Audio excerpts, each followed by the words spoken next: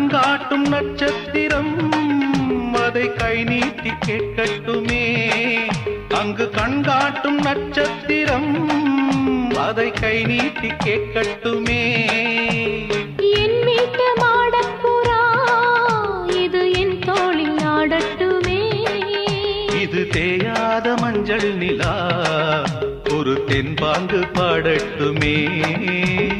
கஸ்தூரி மான் குட்டியா